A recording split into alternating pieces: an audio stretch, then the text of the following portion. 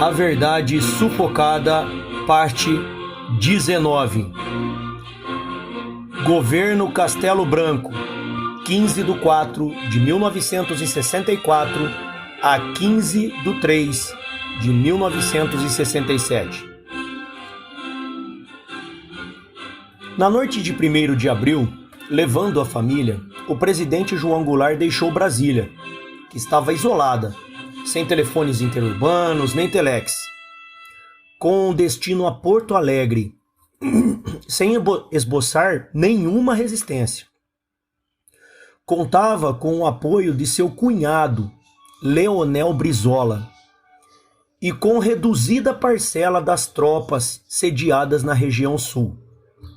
Passaram-se 30 horas desde o início da marcha das tropas, a partir de Minas, Jango, chegando ao sul, inteirando-se com o sucesso da contra-revolução em todo o país, realista pediu a Brizola que desistisse de qualquer tipo de resistência. Em seguida, embarcou para sua fazenda, em São Borja, de onde fugiu para o Uruguai. Na madrugada do dia 2 de abril de 1964, o presidente do Congresso Nacional, Auro de Moura Andrade, considerou vaga a presidência da República e investiu no cargo, provisoriamente, o presidente da Câmara dos Deputados, Ranieri Mazzilli. No entanto, quem passou a governar o Brasil foi o auto-intitulado Comando Supremo Revolucionário, composto pelos oficiais mais antigos das três forças: Almirante Augusto Rademacher, ou Rademacher, Brigadeiro Francisco Correia de Melo e o General Arthur da Costa e Silva. Para facilitar a restauração da ordem legal, o Comando Revolucionário esperava que o Congresso começasse o seu próprio saneamento, fazendo uma limpeza na casa e caçando parlamentares indesejáveis para os contra-revolucionários, como Francisco Gilião, das Ligas Camponesas, Brizola, do Grupo dos 11, e outros. Esperava também que uma legislação mais rígida e principalmente antissubversiva fosse votada sem demora. O Congresso corporativista, no entanto, agiu como se a contra-revolução não fosse diferente de outras crises que já passaram o país. As conversações a respeito não progrediram. Essa atitude provocou a rápida reação do Comando Revolucionário, que tinha pressa em desbaratar as organizações subversivas que atuavam no país, além de pôr o Brasil no rumo que julgava certo. A revelia do Congresso, no dia 9 de abril de 64, foi outorgado o Ato Institucional número 1, AI-1, primeiro ato realmente contra-revolucionário.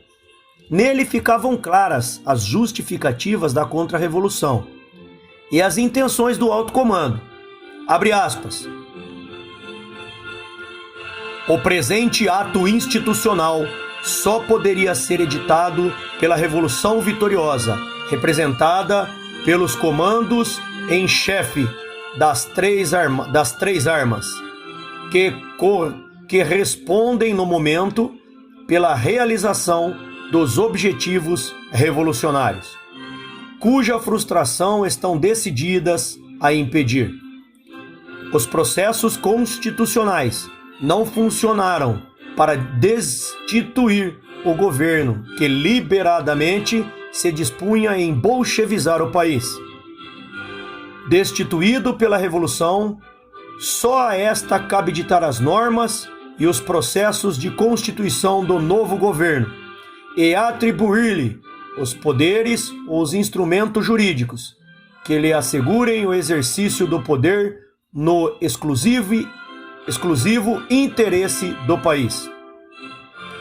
Para demonstrar que não pretendemos radicalizar o processo revolucionário, decidimos manter a Constituição de 1946, limitando-nos a modificá-la apenas na parte relativa aos poderes do Presidente da República, a fim de que este possa cumprir a missão e restaurar o Brasil, a ordem econômica e financeira e tomar as urgentes medidas destinadas a drenar o bolsão comunista, cuja purulência já se havia infiltrado não só na cúpula do governo, como nas suas dependências administrativas. Para reduzir ainda mais os plenos poderes de que se acha investida a Revolução Vitoriosa, resolve, igualmente, manter o Congresso Nacional com as reservas relativas aos seus poderes, constantes do presente ato institucional. Fica assim bem claro que a Revolução não procura legitimizar-se. Oxe, hoje tá difícil. É ressaca do Natal, pessoal. Me perdoe. Através do Congresso. Este é que recebe deste ato institucional resultante do exercício do poder constituinte, inerente a todas as revoluções, a sua legitimação. Assinam o ato Arthur Costa e Silva, General do Exército, Francisco de Assis Correia de Melo, Tenente Brigadeiro, Augusto Raman Rademacher Grunewald, Vice-Almirante. O ato institucional outorgava poderes especiais ao governo contra-revolucionário, mas mantinha o legislativo, o judiciário e a Constituição de 1946. Ué, João, João, não foi golpe militar? Você não falou que foi golpe? Tá, mas cadê o golpe? Ah, João. Segura o João aí, Josi. Barbaridade. Continuando. O presidente poderia introduzir emendas constitucionais e abreviar o processo de elaboração dos atos legislativos. Suspendia por 6 meses garantias de estabilidade, podendo o cidadão ser demitido, passar a disponibilidade ou ser apresentado se houvesse atentado contra a segurança do país, do regime democrático e da probidade administrativa. Autorizava também, nos 6 meses seguintes, a suspensão dos direitos políticos pelo prazo de 10 anos e a cassação de mandatos legislativos. O ato também institucionalizava a eleição indireta, através do colégio eleitoral, do presidente da República e seu vice, que deveriam governar até 31 de janeiro de 1966. A forma como seriam feitas as eleições foi desengavetada às pressas, e um antigo projeto de eleições indiretas foi rapidamente aprovado pelo Congresso Nacional. Líderes civis como Carlos Lacerda, Magalhães Pinto, Juscelino Kubitschek e outros governadores, a Federação e o Centro da Indústria de São Paulo, a Sociedade Rural Brasileira, a União Cívica Feminina e outras organizações, além da imprensa, fizeram publicar manifestos nos quais endossavam a escolha de Castelo Branco, porque era um general sem ligações políticas. O jornal Estado de São Paulo publicou um editorial em que defendia a eleição de um presidente militar para expulsar os comunistas. Esse capítulo está sendo um dos mais importantes, hein, pessoal? Continuando. O general Humberto Castelo Branco obteve 361 dos 388 votos que compunham o colégio eleitoral, sendo empossado em 15 de abril de 1964. Assumiu o poder com total apoio da sociedade brasileira. No entanto, repor a ordem no país era seu grande desafio. Foram tantas as correntes que se uniram em torno do ideal contra-revolucionário que, à medida que a contra-revolução se consolidava e o governo ia definindo as suas estratégias, as insatisfações de alguns grupos afloravam. Tudo em consequência de não terem se estabelecido, antes do desencadeamento da própria contra-revolução, os seus objetivos políticos. Feito a posteriori, como queriam os insatisfeitos, apresentaria o risco de provocar cisões nas forças contra-revolucionárias. A redação do AI-1 mostrava o receio do alto comando contra-revolucionário de que o movimento parecesse apenas um golpe. A preocupação em manter as intenções começou com o tempo concedido ao presidente, apenas o restante do mandato presidencial, que se mostrava curto para colocar ordem na casa. A respeito disso, o Jornal do Brasil, em 20 de maio de 1964, escreveu em seu editorial, abre aspas, não queiramos perder a revolução pela incapacidade de consolidá-la. A matéria-prima dessa consolidação chama-se tempo. Se quisermos ser suficientemente realistas e sensatos, transferindo o pleito para 3 de outubro de 1966, obteremos muito mais do que a coincidência do mandato. Fecha aspas. As maiores resistências à prorrogação partiam do próprio Castelo e de alguns líderes contra-revolucionários, como Carlos Lacerda e outros presidenciáveis, que viam adiados seus sonhos de ser presidente. Em julho, o Congresso aprovou a emenda constitucional que prorrogava o mandato até 15 de março de 1967. Castelo continuava sua luta. Era preciso restabelecer a ordem econômica e financeira do país. Era imperioso restabelecer a paz social, custasse o que custasse.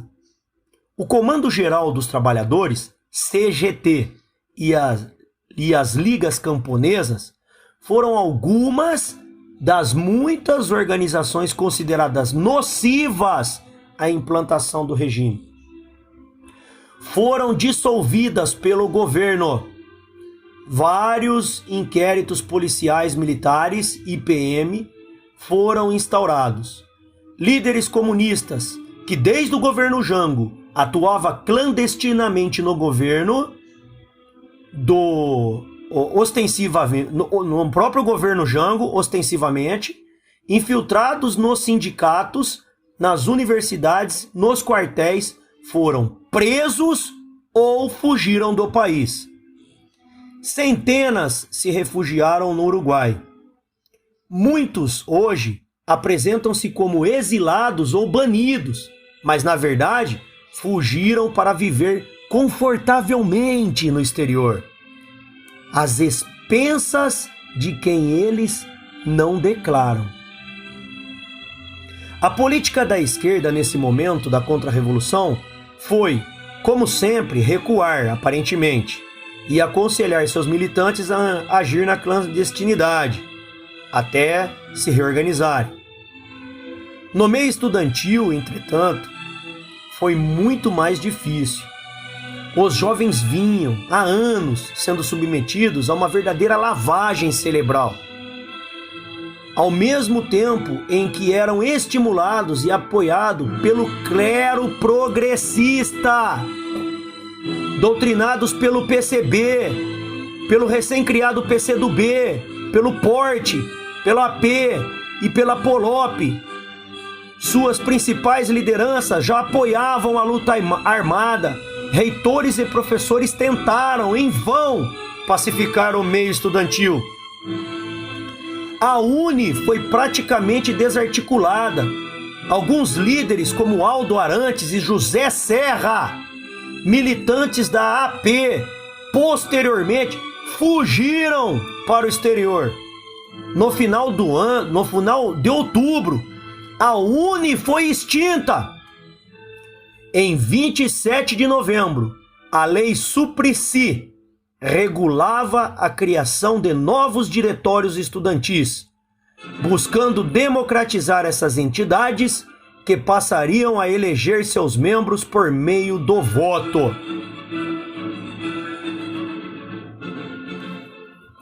Medidas do governo Castelo Branco. Ato Institucional número 2, AI2, declarou extinto o pluripartidarismo e criou 2 partidos: Aliança Renovada Nacional, ARENA,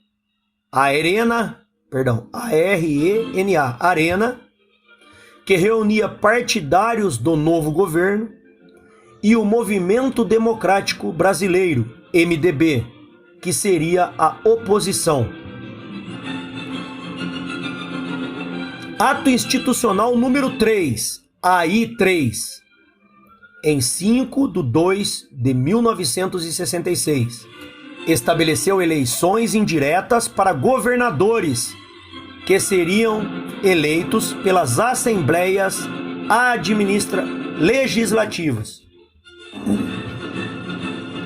Ato Institucional número 4, AI4, em 7/12/1966, instituiu a convocação da Assembleia Nacional Constituinte para votar a Constituição, que entrou em vigor em janeiro de 1967. Criação do Governo Nacional de Informações, SNI, sob a chefia do general Golbery de Couto e Silva. Criação do Banco Central do Brasil. Mudança da moeda para o Cruzeiro Novo. Criação do Banco Nacional de Habitação, BNH, para aquisição de moradia pelos brasileiros de menor renda. Unificação dos institutos de previdência social e criação do INPS, atual INSS. Instituição da correção monetária, destinada a atualizar o poder aquisitivo da moeda.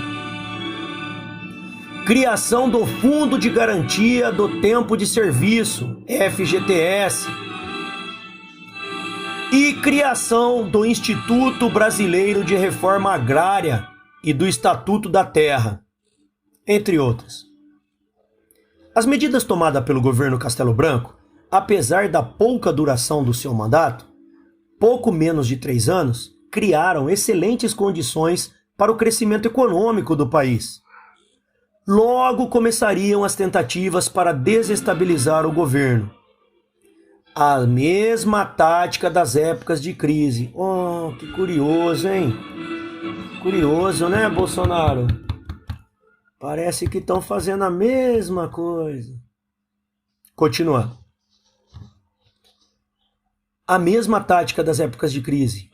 Procurar pontos fracos na ação governamental para conseguir o apoio da população. Nesse caso, as medidas de exceção e a quebra do regime constitucional passaram a ser bandeiras usadas sob o pretexto da luta pela redemocratização. Ainda no governo Castelo Branco, atos terroristas abalaram o país. Em pouco espaço de tempo, 7 bombas explodiram em Recife. Uma no aeroporto de Guararapes causou 15 vítimas. Ardilosos, políticos de renome, donos de grande cacife eleitoral, passaram a dar curso às suas aspirações, já que o Brasil se assentava em bases mais sólidas. Além disso, estimulava-os à férrea disposição de Castelo Branco de não se eternizar no governo, o que, sem sombra de dúvida, descaracterizava a existência no Brasil de uma ditadura militar. Havia imprensa livre, oposição ao governo, legislativo e judiciário no exercício de suas atribuições e, fundamentalmente, apoio popular a um governo probo e realizador. A despeito da vontade de Castelo Branco, os acontecimentos se precipitaram, gerando novas e substanciais consequências. Logo se encerrou o mandato deste grande estadista. Pouco tempo depois, a fatalidade roubou de cena a figura do ilustre marechal. Um acidente aéreo tirou-lhe a vida. A história, entretanto, há de reconhecê-lo como um verdadeiro estadista. Um dos maiores brasileiros pela honradez, descortino e patriotismo. Prova disso é que as esquerdas não ousam destratá-lo. Fontes: Souza Aloísio Madruga de Moura e A Guerrilha do Araguaia, Revanchismo, Projeto Orville.